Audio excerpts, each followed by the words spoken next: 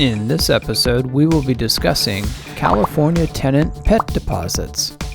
This video is brought to you by Amer USA, where you can screen tenants 24 hours a day. So your prospective tenant has a pet, and you're wondering how much can you charge as a pet deposit to protect against possible damage.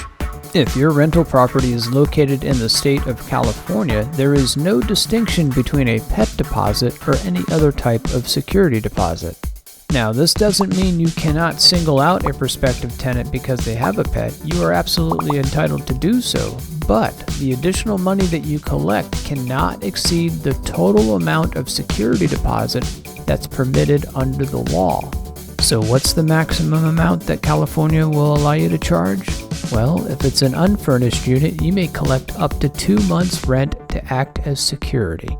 If it's a furnished unit, there's a bonus. You get to go up to 3 months' rent. And if the tenant happens to own a waterbed, which doesn't really happen nowadays that often, you may charge an extra half month's rent. There is one exception worth noting. If the tenant happens to be on active duty in the military, you may only collect the equivalent of 1 month's rent for unfurnished and 2 months' rent for furnished. The half month for the waterbed remains the same.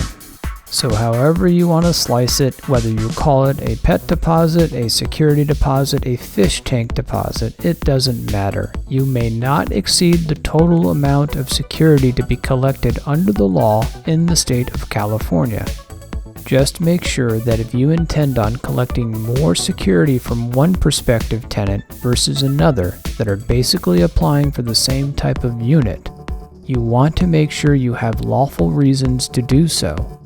A landlord should never make a decision unless they're standing on solid ground, especially when it involves treating one person differently than another. It's stressful enough being a landlord worrying about a little 12-pound dog chewing on the wood trim and treatments in the house. So it's best to avoid a 10,000-pound discrimination suit. If you would like to see more videos about being an American landlord, please like and subscribe.